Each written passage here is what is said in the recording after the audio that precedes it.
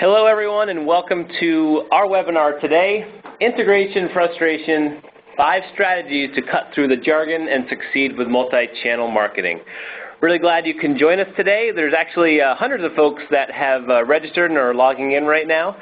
Really excited to have some wonderful folks with us from around the nonprofit world, folks like the ASPCA, Greenpeace, American Cancer Society, NRDC, Planned Parenthood, a lot of our other partners and friends around the nonprofit world, so really excited to be here with all of you.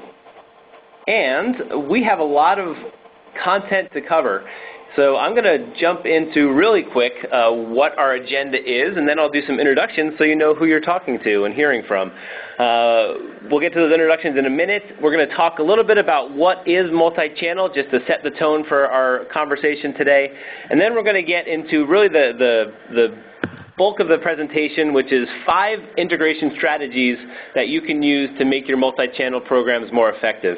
And those strategies are feeding the pipeline, introducing yourself, integrating integration, relevance, timeliness, and urgency in your messaging, and then, of course, tracking, testing, and analyzing to make sure that your multi-channel strategies and programs are being as effective as they can be.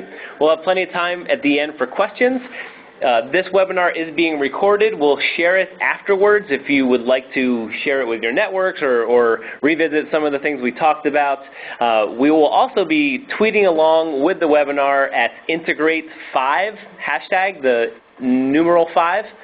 And we will be accepting questions in the chat window on the left-hand side of your screen. So please feel free to share questions. We would love to hear from you. All right, we have an incredible panel of speakers lined up today. My name is Lawrence Grodeska. I'm the Nonprofit Community Manager at Change.org, and it's my job to help organizations like yours understand how they can best use the web and current web technology to be more effective in their advocacy and fundraising work. Along with me is one of our amazing client managers at Change.org, Matt Fender. Want to say hello, Matt? Hello. Hey there. So Matt's going to be sharing with you some really great examples of the work we do with nonprofits and their online fundraising efforts. And of course, I'm most excited to have with us wonderful folks from Avalon Consulting, Allison Porter, President and founder of Avalon Consulting, as well as Barb Perel, the Vice President of Online Fundraising. They do really great work helping nonprofits with their integrated fundraising strategies and have a lot of awesome information to share. So I'm going to pass it over to them right now so Allison can tell us a bit more about them and what they do. Great, thank you so much. Hi everyone, thanks for joining us today. By way of quick introduction, Avalon Consulting is a full-service membership and fundraising consulting agency. We work exclusively with nonprofit organizations, and our goal is really to work with people, with organizations to help them build and maximize their revenue and engagement programs. We work in 4 core sectors, the arts and cultural sector, political advocacy, with environmental organizations, and with political campaigns. And bottom line, we've been around for 15 years. We work with small to mid-sized organizations primarily, and we really just love what we do. We work with amazing organizations, and we enjoy the strategic challenges that come with implementing multi-channel campaigns. And we partner really closely with the organizations we work with to really define and respond to their strategic challenges and opportunities. You'll discover as you listen to us today, we use a balance of creative and analytical approaches, and you're going to hear a lot about our philosophy and methodology and how we approach multi-channel campaigns today. Just a quick snapshot of some of the wonderful organizations we work with. Everyone from the Kennedy Center here in Washington, D.C., to the American Film Institute, the National Parks Conservation Association, the National Trust, National Gay and Lesbian Task Force, and the National Center for Missing and Exploited Children, just to name a few, all of whom have incredible multi-channel campaigns and I think are doing a very effective job of reaching out to everybody through all of their possible channels. Great. Thanks, Allison. I also wanted to tell you all a little bit about Change.org and how we help organizations like yours with their advocacy and fundraising work. As you may know, Change.org is the world's largest petition platform, and we have over 25 million active users that come to our site every day to take action on issues they care about. And we are a B Corp. That's a social enterprise business, and our mission is to not only empower individuals everywhere to create the change they want to see, but also to empower nonprofits and organizations to find the right supporters for their work and their objectives to create the world that they want to see. What we're looking at here is a screenshot of a little diagram of how Change.org works. In the middle is a woman named Molly Catchpole who started a really amazing campaign on our site a year ago targeting Bank of America and asking them to drop a $5 debit card fee. She attracted a lot of attention and a lot of other people that were interested in this issue that signed her petition, and we're able to connect those people to the organizations you see on the outside of the circle that care about the same issues. Through our intelligent matching technology, we're able to find the right targeted supporters for your work and your needs to make sure that you have the right pipeline, if you will, of supporters for your work. And we'll be talking a bit more about that in just a minute. We are going to, as we've been mentioning the word multi-channel over and over, I thought I would start with just a little bit about what multi-channel is if there's folks on this call that are new to multi-channel and integrated fundraising. Multi-channel really is everything. Multi-channel is all these channels you see here, and really it's a way to use various communication mediums to convey the key messages you want to your audience. Multi-channel moves beyond a simple one or two tactic campaign to embrace the many different ways that individuals communicate online and in real life, and hitting them from different angles so that you deepen your relationship with them across a number of different methods of communication. That's the high-level overview of multi-channel, but really the benefit of multi-channel is understanding the results you can see from a multi-channel campaign. And I'm going to turn it over to Allison to talk about some of those benefits. Great. As you can see on the next slide, the end result is that not only is it worth it for all of your efforts in building stronger relationships, but it really does prove out in terms of building a stronger donor, and donors who will provide you with much greater long-term value. We look a lot at our clients and analyze their results to take a look at the value of a multi-channel donor. And when you isolate those donors that are taking multiple actions frequently for an organization, it really is that multi-channel donor who has the highest income per member, the strongest average gifts, and the strongest retention. And so we look at this as the proof in the pudding for what we're doing and why we're doing all the work that we have to do in all of the channels that we're working in.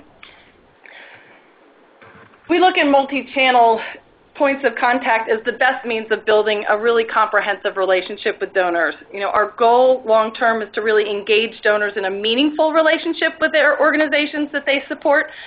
And what we find is that as they deepen their relationship, as they build that level of engagement, it does absolutely create somebody who's much more engaged and becomes a longer-term donor and a stronger longer-term donor.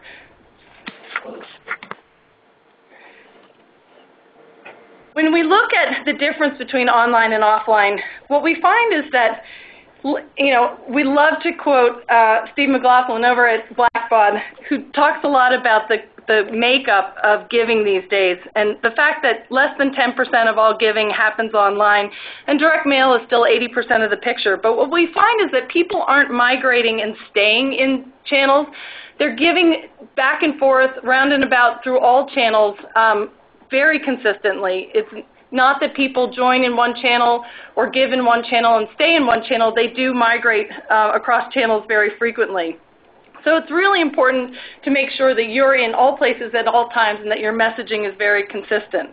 The similarities that we find really are that fundamental fundraising principles still apply.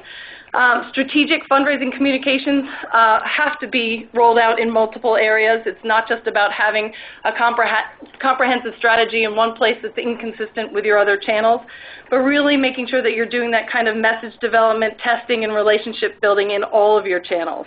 The differences do tend to be that message tone can vary pretty significantly, and the cadence and the frequency, obviously. We can engage people much more cost-effectively online, and we have the ability to respond, obviously, much more quickly online than we do through the mail. Excellent. Thank you. Allison, and we're going to jump right into our first strategy, which is feeding the pipeline. And I'm handing over to my esteemed colleague, Matt Fender, to tell us more about that. Hey, everyone. So I'm really excited to kick off the strategies. And before we jump into the first strategy, which is feeding the pipeline, I wanted to provide some context for the idea of a pipeline in fundraising. And I hope all of the fellow Downton Abbey fans can appreciate this meme. Lady Violet famously said, "What is a weekend?" in Downton Abbey. And so just to throw back to that, what is a pipeline? When we talk about a pipeline, we're really talking about the ongoing process that organizations have in place to make sure that they're connecting with the supporters and the donors that they need to be connected to reach their goals. We're talking about the ongoing need to make sure that you have the right audience and the right relationships. And so, the word pipeline itself, it's like your supporters are kind of like water in your pipe of financial support. And so supporters and donors are always moving. Some are going to make it through the pipe to the promised land and become really high-value donors. And, inevitably, some supporters and donors will end up leaking away and out of your pipeline and out of your reach. And so this departure from the pipeline is called attrition, and supporter attrition is real. And it's really bad when your key audiences are shrinking in size or becoming much less engaged. So with this constant flow of supporters, how can a savvy nonprofit looking to do great multi-channel fundraising ensure that they have the right audience in place to do that work?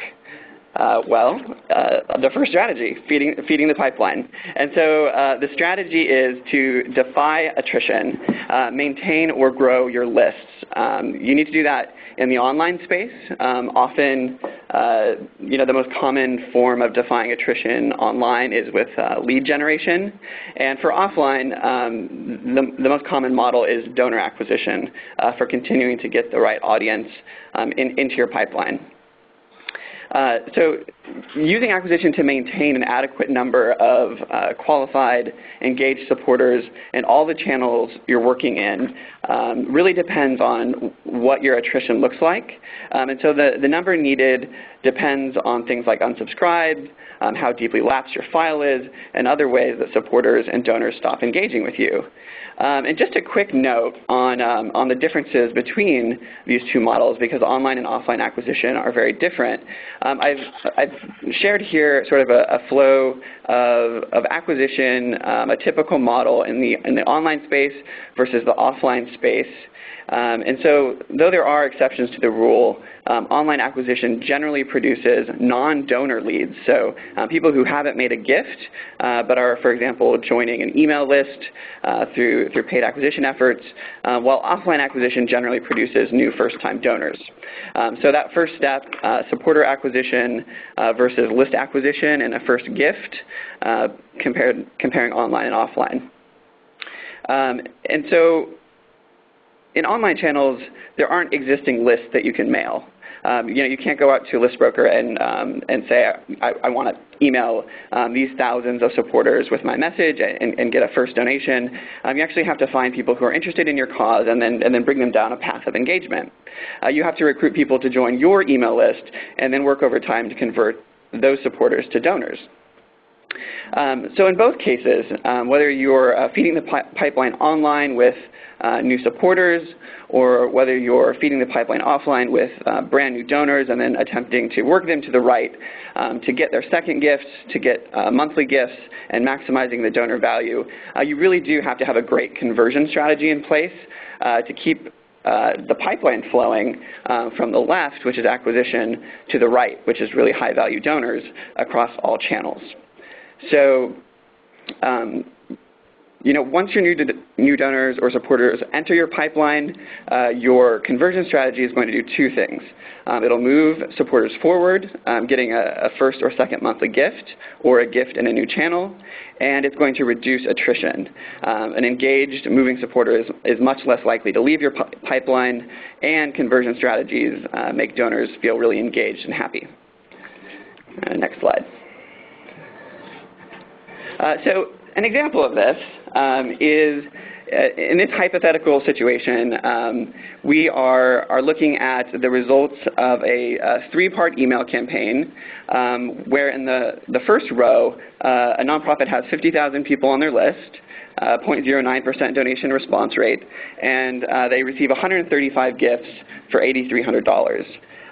In the second row, the organization has done the same appeal series, but with the addition of 25,000 names through paid acquisition online to feed their pipeline and find new prospects and leads in the online space. They increased their engagement rate by doing this because new supporters were very interested in the cause. There's a great alignment between their acquisition campaign and their email appeal, and the response rate was boosted to 0.1%. So the difference in these two scenarios is 90 additional gifts and $5,500 in additional revenue. And we'd expect this nonprofit to see a boost in their results in other channels as well. If they're doing offline a direct mail package around the same topic, they're going to be able to put these 25,000 new users into their pipeline in all channels. Right. Next, we have an example of a paid acquisition campaign on change.org. This is how a nonprofit can build their audience and feed the pipeline in the online space. We created this fictional campaign as part of a larger example of a nonprofit looking to feed their pipeline and prepare for year-end fundraising. And the great thing about this example is that we know that the organization had a fantastic conversion strategy because we created it. And the multi-channel matching campaign offline that was coordinated with the follow-up appeal to this online campaign focused on the same topic, which is food safety, and it had a lot of cultivation and engagement built in. So we know people joined the pipeline, that the organization kept them moving with engagement and advocacy, and then really maximized donor value by going after them in multiple channels with fundraising asks. And I'm going to hand it off to Barb to walk through the next example. And then another way you want to feed the pipeline is through other channels, like direct mail acquisition. You always still need direct mail acquisition, to Allison's point earlier about direct mail still making up about 80% of revenue for organizations versus about 10% for online revenue. So you always still need to make sure that you are in direct mail, even if your goal is to grow your online file.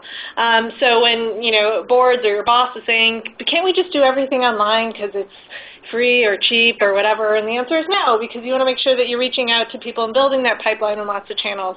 And so you need to feed that pipeline through channels like direct mail acquisition as well. And the benefit, which I think Matt referenced earlier too, with direct mail acquisition is that available list market of other organizations' direct mail lists, which is something that's not readily available for online lists. And so that's one benefit out of many for direct mail acquisition. But again, it's just another channel through which you want to be building that pipeline in conjunction with your online and other channels.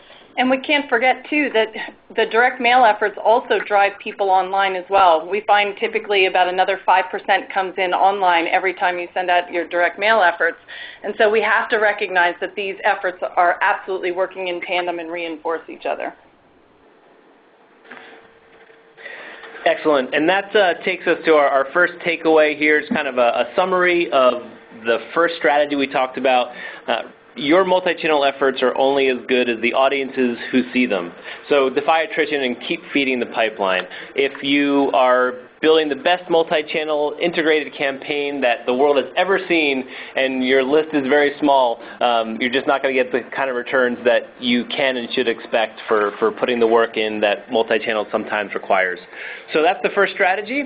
And we are moving on to strategy number 2, introducing yourself. And this is also going to be Matt telling us about how you can make the best first impression with your new supporters. Great. So to provide some context to this strategy, which is actually pretty commonsensical, this is about manners and strategic framing. Introducing yourself in a new channel, it's just like introducing yourself to someone who's new in your workplace. Supporters respond well to having some context about why they're hearing from your organization in a new channel. An online acquired supporter, may need some context as to why you're reaching out to them in the mail. And even more importantly, an offline acquired supporter often needs a heads up as to why they're starting to receive email from your organization online. And so in terms of the second part of that, manners and strategic framing, this introduction is also an announcement that allows you to frame your multi-channel marketing as a good thing and call out that you see and understand the fuller relationship with the supporter. So, introductions are powerful and strategic, but what should you be thinking about to make cross-channel introductions and announcements happen? For one, it may help to envision this as connecting the dots. Though sometimes it's completely obvious to your average supporter that your multi-channel efforts are coordinated. For example, maybe you have a coordinated multi-channel campaign where all the pieces have a shared look and feel, a shared goal, and coordinated timing. Even though all those things may be true, it's best to be really explicit about the coordination. Connecting those dots in a really explicit way calls to mind all the outreach you've done, and it can convert engagement and momentum from one channel to another. Part of connecting the dots is seeing them, so you have to identify the opportunities, and as you begin thinking about your fundraising strategies with multi-channel integration in mind, you will find opportunities to reach out through a new channel and introduce yourself to existing supporters. Finding opportunities to bake in some of these introductions into your conversion strategy that we just talked about in feeding the pipeline is a great way to automate that process.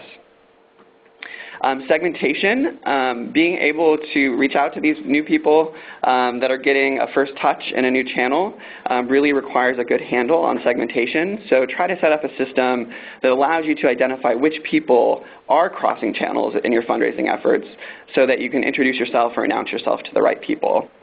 And then finally, frame it as a benefit. Never apologize for talking to a supporter in a new channel.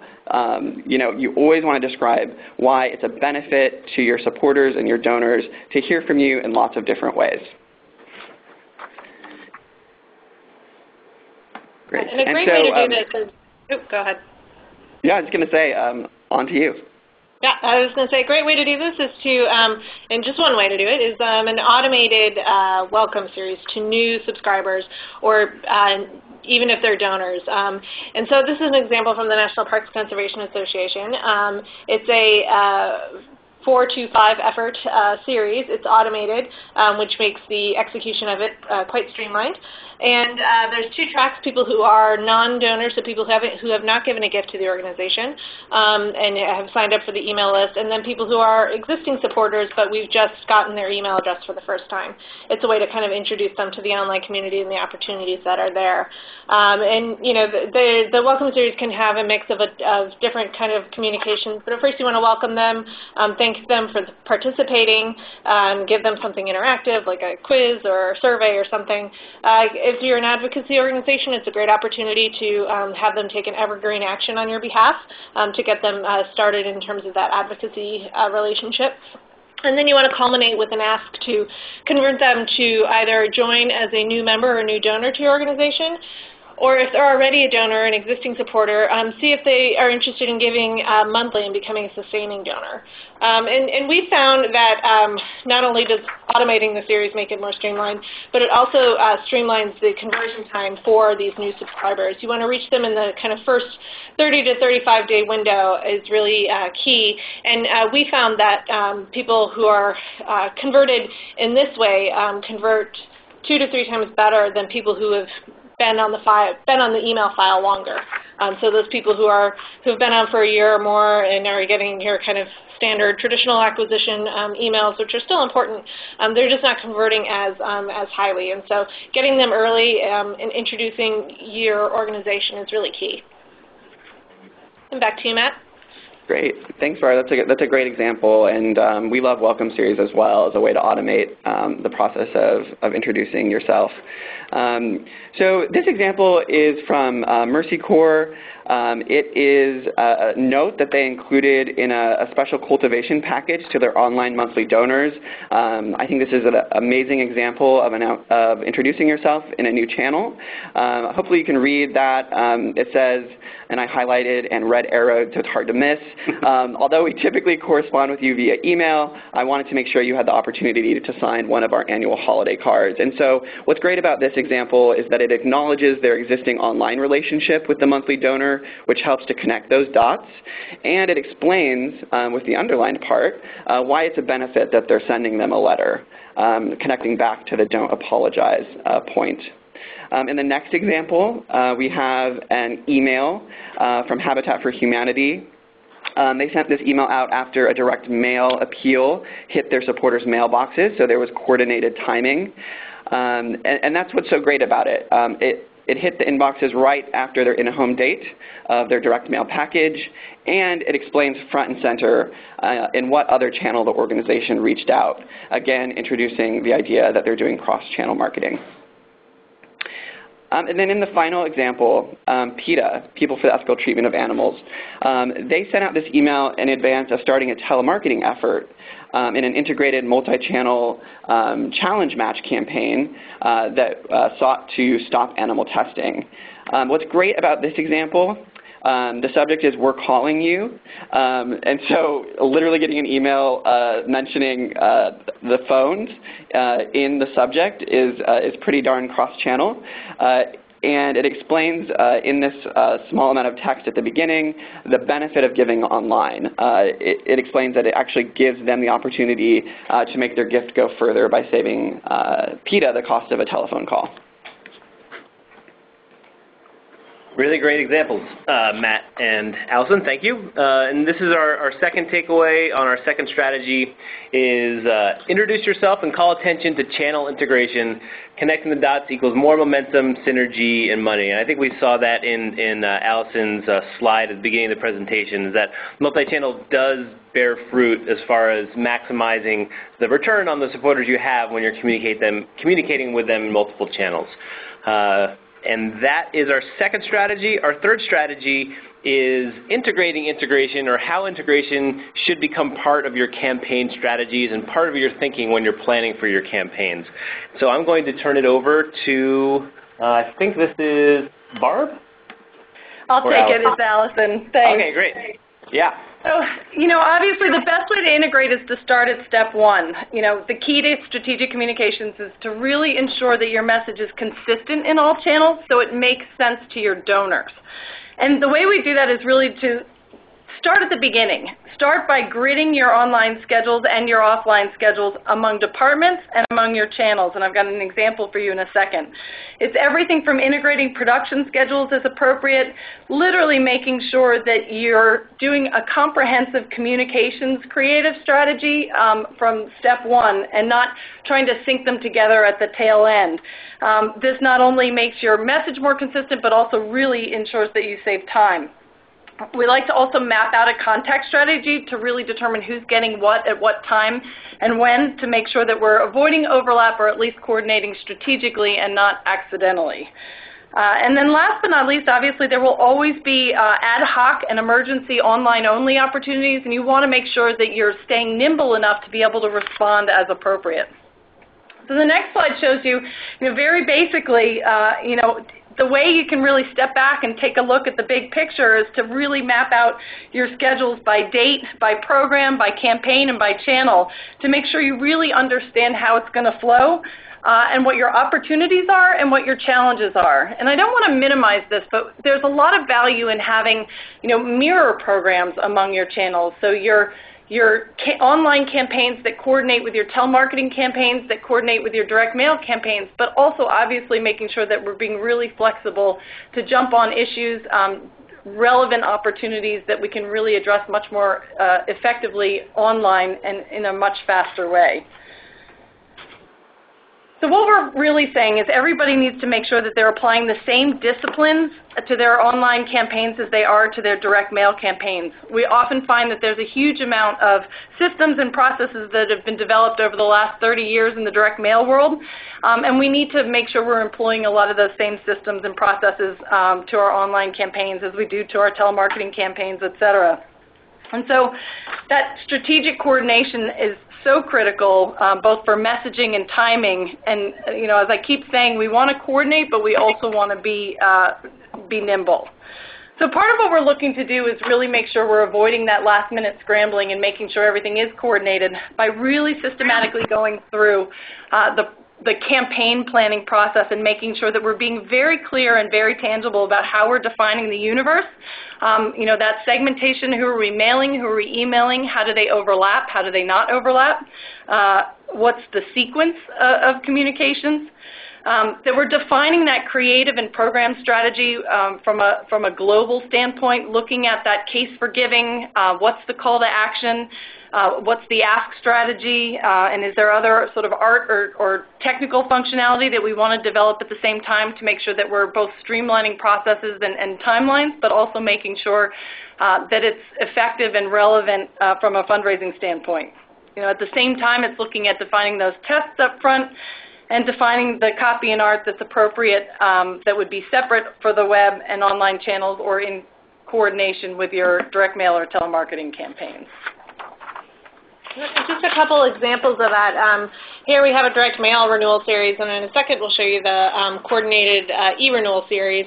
And all those things Allison just talked about go into that planning to make sure that you're streamlining that execution and that when these donors are up for renewal, they're getting consistent messages that resemble each other in both tone and look and feel. But also, if you look at the e-renewal example next here, you'll see we've made them much more concise. They pick up the look and message of the direct mail renewals, but we made it appropriate for the channel that people are getting it in. So it's appropriate to email, and it's designed in a way that is appropriate for email. But the idea is that the messages reinforce each other, and that we found that every time we've added and coordinated, especially renewal series like this, that they don't borrow from each other. It just raises more money overall for organizations. So it's a great way to reach out to people in multiple channels. And then another example as well is through appeals. This example was an urgent issue. There was a threat of mining right around the Grand Canyon, and so it was something that we wanted to get out quickly on. Obviously, you can do that much more quickly online, and it takes a week or two, upwards of 2 weeks, to get together an urgent gram in the mail. And so in the meantime, you can be messaging people, a number of whom are also on your email list. You can be messaging them about the idea and about the issue that's going on, but also follow up with direct mail to make sure that that's coordinated and you're getting that message out to everyone. Great. So key takeaway here is include integration at every step. Oops, I think this is actually out of order. Through your schedules, your data, and through your creative. Yeah, and I really love the idea of thinking about integration even at the level of creative. It's something that sometimes it slips through the cracks, but a really great reminder that we have to be thinking about things all the time throughout the entire planning process. So thank you, Allison and Barb. Our next strategy is about messaging and how we can use relevance and timeliness and urgency to, in our multi-channel campaigns, to really have a greater impact and see some better returns. So right back to you, Allison. Great, thank you. I think the big takeaway here is good fundraising is good fundraising, and I really would caution everybody to make sure that they're using the best of good fundraising in any channel and in every channel. It doesn't matter whether you're talking to your donors on site when they come to your organization or whether you're communicating with them through direct mail or online. You want to stick to the best elements of fundraising that will create the kind of message that will generate the most revenue possible. Here at Avalon, we've adapted a number of sort of tips over the years to create the 7 elements of fundraising success. And you see them on the screen here, and I'll just cover them really quickly. But we view that every communication, fundraising communication, needs to have sort of as many of these elements as possible. We need to be identifying the problem or the opportunity that needs the response. We need to provide a deadline. Why do these people need to give to us now? We need to identify the enemy, whether it's a villain or a challenge or an opposition. What's blocking the solution, and how are we going to address that? We have to make sure we're relevant. We have to make sure that the issues or events that we're referencing are ones that donors care about and that they can relate to. And more importantly, we have to be very specific. We have to clearly outline how donors' contributions are going to be used and how it's going to make a difference. Where we can, we want to be emotional, whether it's something that tugs at the heartstrings or evokes anger or guilt or hits home to the donor in some way. We want to make sure that we're really connecting to them on a deep level. And we want to make sure that we're communicating clearly how the donor's the solution, tangibly outlining how the donor's part of the solution, how we can't do what we're doing without them, and providing very specific information about how to fix this problem with their help. And one thing that goes along with that is taking all those elements and putting them into more of a cohesive campaign. We like to think campaigns, not necessarily email blast, one-off things here and there. If you have something that's more cohesive where you can have a campaign with consistent messaging going through, it's a great way to kind of engage people on a particular issue and give them a goal to help you reach towards. Matching gift campaigns, year-end campaigns, filing deadlines, membership months, those are all great kind of campaigns that use all of those elements to really make the campaign really whole, and that's that goal, deadline, urgency, and just making it really clear and reinforcing the message. The other thing you want to do is make sure through your messaging that you're speaking to your audience. And to get to what that means for your organization, you need to test what that means. And if it means testing different types of messaging or different messaging styles, or text only, or including video, using humor, using actual testimonials, whatever kind of speaks to your audience about what your organization is doing and makes you really transparent and authentic to your audience is really going to work best for you. You also want to make sure that you're getting to the point and being succinct. And there's the two examples we have here is a very simple, the one from Farm Sanctuary is, a reminder from Daniel. Meet Daniel, he made it because of you. Very clear, very succinct, gets very cute, gets to the point right away. And then we have another example that it does, the National Parks example does focus on stopping particular legislation. And we included this because it is a fairly long email, but it's a big issue. We wanted people to really understand it. And so our point is that to get to the point doesn't always mean you have to be super, super short. It just means you have to be really clear and speak in a way that's going to resonate with your audience. And then finally, you want to make sure that with your messaging, going along with that urgency and all of the other elements that Allison referenced in terms of relevance and specificity, you want to make sure that you strike while the iron's hot. So this is an example from an organization, the League of Women Voters, that had a campaign opportunity and they needed to jump on it right away. And similar to the example I mentioned earlier, they were able to jump online right away with press releases, email messages, updating their homepage, things like that. Within another day, we were able to get up on the phones. They were on the phones with another campaign, but they were able to really move quickly and adjust their messaging to match what was going out online, because at the same time, they were also developing an urgent gram piece for the mail, which again took a little longer than getting up on the online and the phones. But as you can see, we were able to get that messaging out there and get donors primed for that, so that when they got the direct mail, they were already receiving those messages, and those channels combined was a real knockout for this organization on an issue that hadn't come up for them before, but when it came up and they had been priming their list was ready to respond for them. And I think with advanced planning, you do want to plan for rapid response campaigns, so to have the kind of framework, the shell, the everything but the message ready to go so that you can turn on a dime. We all know we can get an email out in a couple of hours. Best case scenario, we can get a direct mail package out in 4 days, but that's on a very optimistic time frame. So the takeaway here, again, is good fundraising is good fundraising. Really speak to your audience and make sure that your messages are consistent across channels.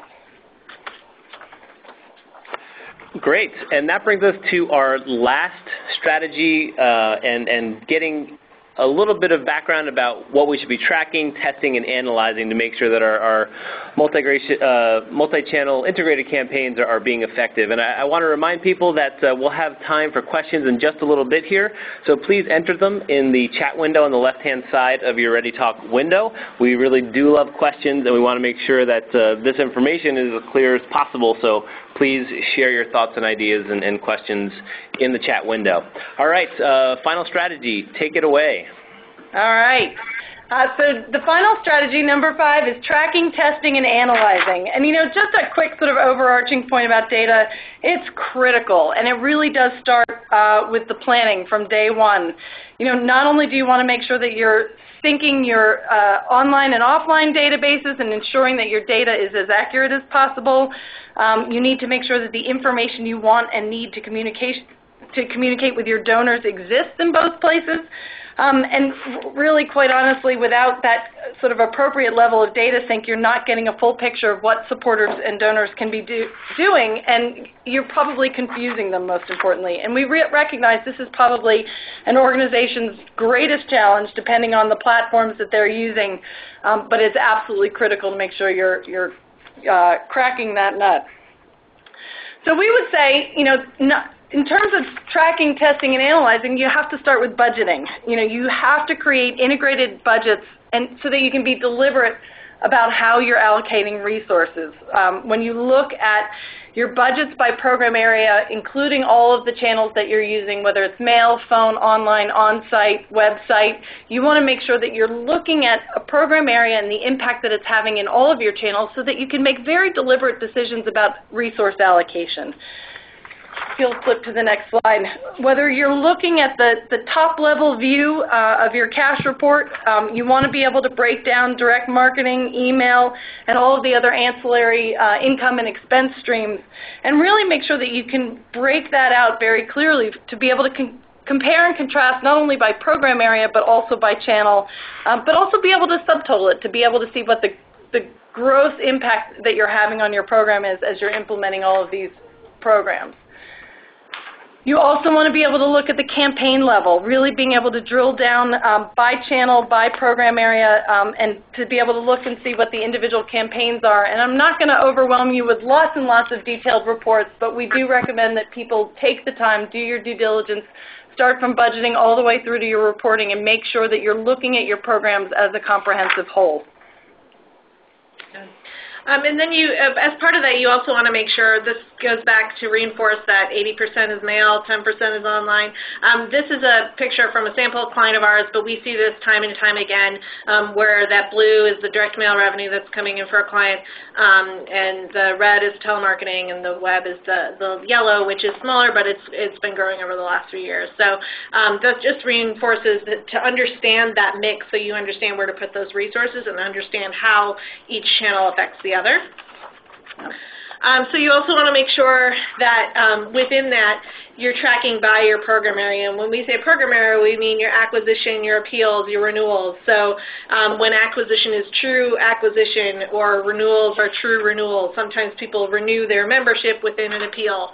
And just making sure that you're tracking that. A great way to do that is through source coding. And our advice is to stick with the logic, start with the logic and stick to it. And this is true of all channels. You want to make sure that a source code logic is consistent across your channel so you understand certain codes are for appeals, certain codes are for acquisition, certain codes are for renewals, and then also kind of understanding the nuances within that. It just makes your analysis that much more streamlined. And then also when you're tracking, you want to segment different things, whether they're recency, frequency, or monetary value. That's what RFM is. Whether they're a prospect name or they're a house name or they're an activist that hasn't yet given. And beyond that, whatever other data that you have, you want to be able to track in a way that's actionable for you. So if it's their interest in a specific issue, whether they've taken action, the recency of their gift, whether they're a current donor or they're lapsed, things like that, where you can track those things separately so that you can message to those folks appropriately. And I think we do find that one of the biggest problems or challenges that nonprofits can create for themselves is if they create all online campaigns as equal. You really do need to have that same breakout and discipline that you have in your direct marketing, your traditional direct marketing, direct mail programs, and make sure, even if it's a small program, to make sure you're doing your due diligence of breaking everything out into their appropriate buckets. Yeah, and I see a comment on the chat about it's hard to sometimes track results in each channel, and that is true. And even sometimes with direct mail acquisition, we'll do like track. Matchback analysis, where we know people are coming from the direct mail to give online, but you kind of have to do that after the fact and match up your data files. So, it does take some extra legwork sometimes if you can't get those source codes in place. And you can only source code so much that, people will actually follow that and provide a specific URL with a specific source code behind it. If someone just goes into the website and doesn't go that way, it's not as always direct to track those people, but as much as you can, you want to try to do that through source coding. And this is an example, just to show you quickly, too, of how we kind of tested with the client on different ways to convert online activists in different channels. We set up a multi-month test with different groups of activists and gave them different mixes of direct mail, telemarketing calls, and emails, and tested the mix of getting email before and after the mail, just after the mail, or not getting the mail and just getting email. And we wanted to kind of test the effectiveness if they're brought in online through an action, but getting those other touch points, would that really matter? And the answer is that the more touch points that they were getting, that the stronger that they were in terms of converting. And so this happened to be what worked for this organization, but it's important to kind of test the mix of what you have.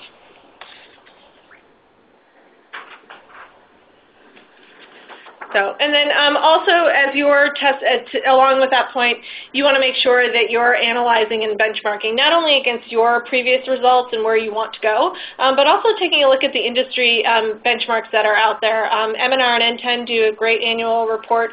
The Convio, I guess now Blackbud, report does a great annual benchmark of everything, and it shows you kind of where you kind of stack up within organizations. And they also break it down by sector so that you can see by sector, where you stack up. So when your boss says, wow, that 0.06 or 8 response rate is really tiny, you can say it's actually right on par with the industry.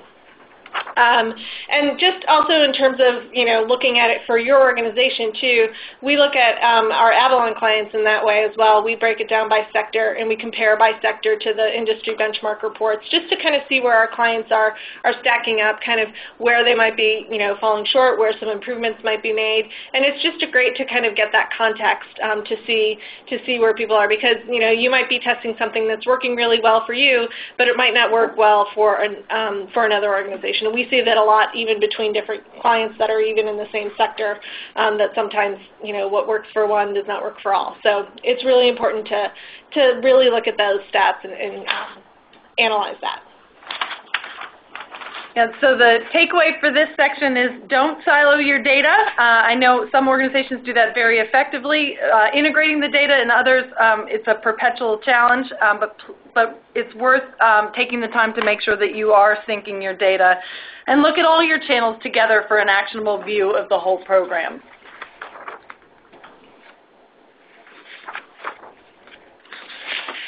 So I think we're ready for Q&A. Yeah, thanks, Allison. We've got about 10 minutes to cover some great questions that have come in.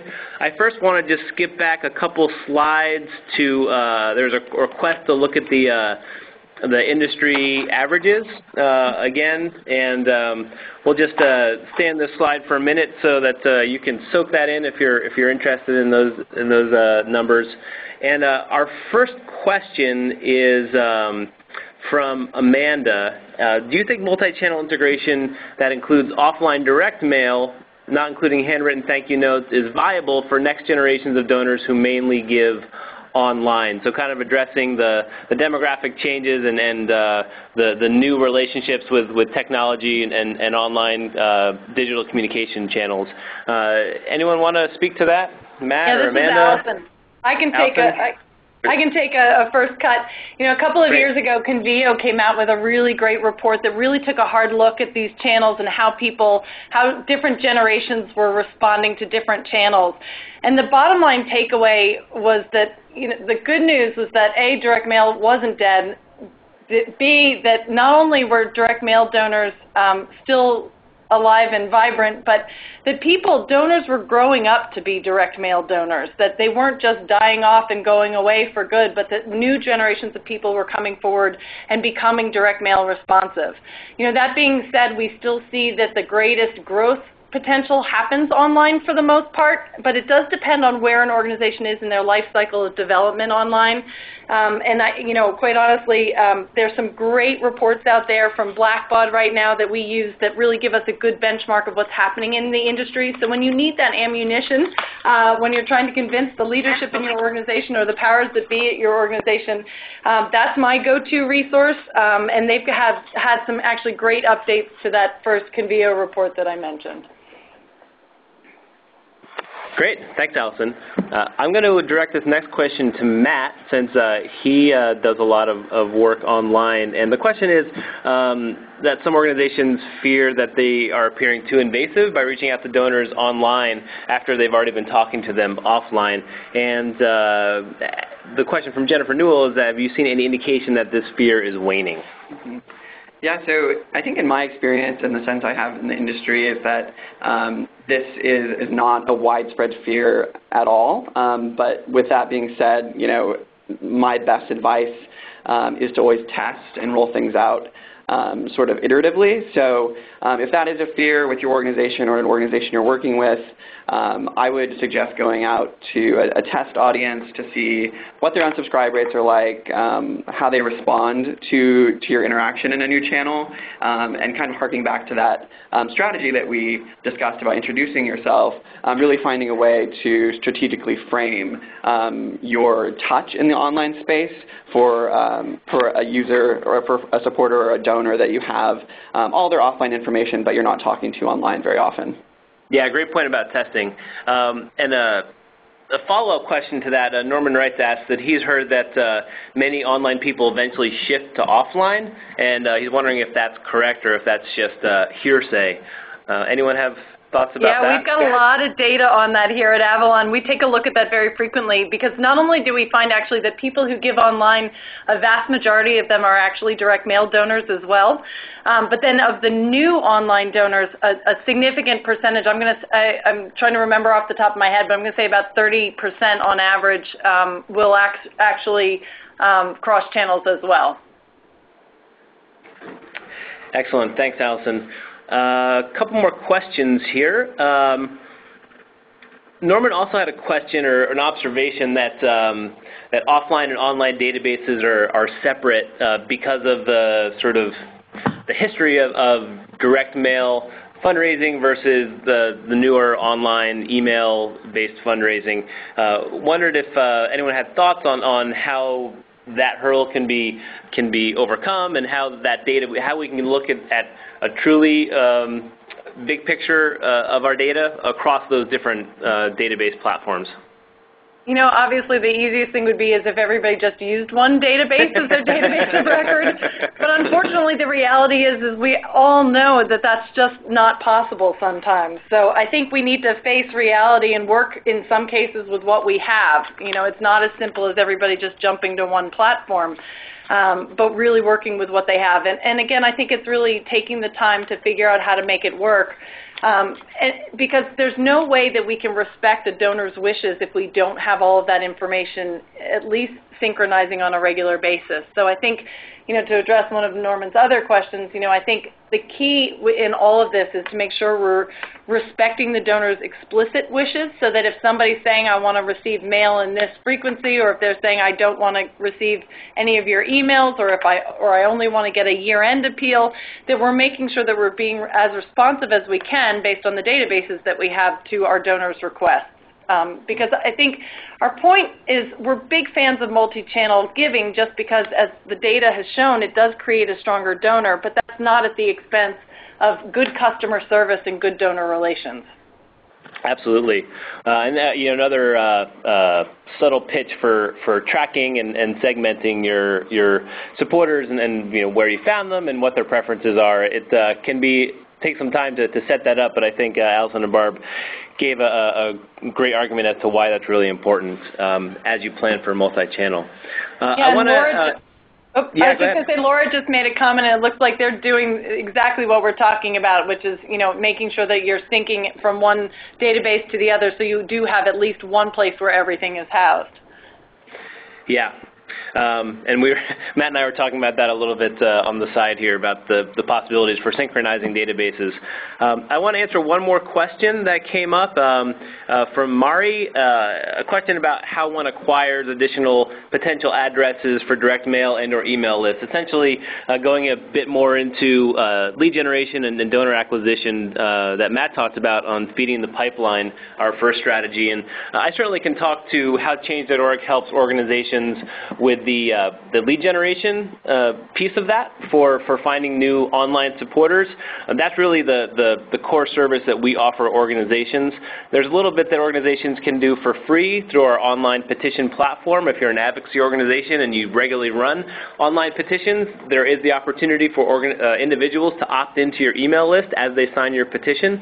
But also, if you're serious about email fundraising and you have certain goals over the course of the year and you need to find people to put into your pipeline to cultivate, that is our paid service, our sponsored campaigns, and we can help you find the individuals that are highly targeted and perfect for your cause and your objectives at a speed and a scale that really can't be beat, and with a great ROI that's been demonstrated over time.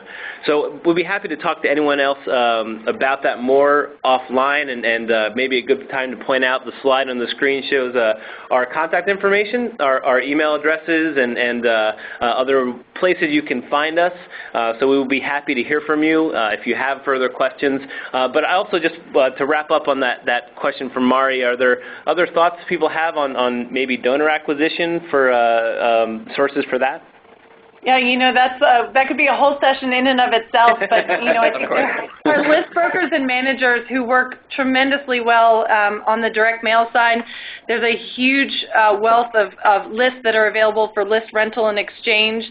We've had particular success recently with a lot of the co-ops that are out there, the donor co-ops that have just become an incredible pipeline in the direct mail side of things.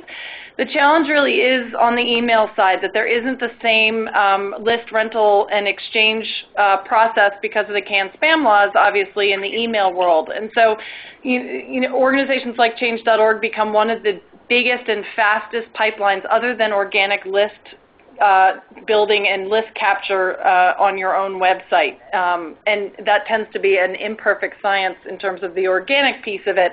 But that's definitely our biggest challenge online right now, is this pipeline issue. And we're working really hard to figure out how to crack that, not just to bring on new constituents and supporters, but to make sure we're bringing on people who are also going to be good donors. Mm-hmm. Great. And with that, we're going to wrap up. I want to thank Allison and Barb from Avalon Consulting. I want to thank my colleague Matt Fender for really sharing some amazing information about how you can make your multi-channel efforts more effective.